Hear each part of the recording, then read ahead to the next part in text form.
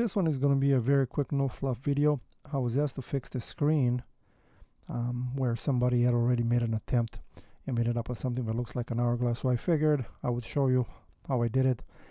So this was done on the ground with no reference. So it is very hard to tell how much tension you're putting in the middle. As you can see, this is an extreme example, but this is what you're going to end up with if you don't lock in the middle.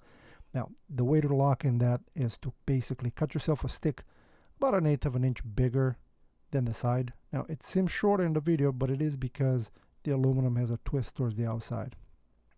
Once that's done, you put it in the middle, you roll your fabric, and what you want to make sure is that you make it as parallel as possible to the long side. Once that is done, you go ahead and you use your tool and you get the fabric into the channel. Now, you don't want to put in the gasket yet. You want to go all around and lock it in.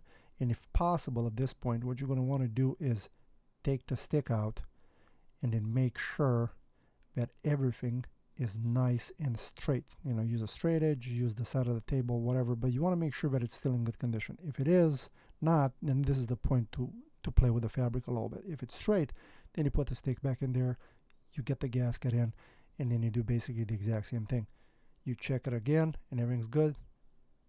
You trim it, and then you end up with something like this, nice and straight. And that's it.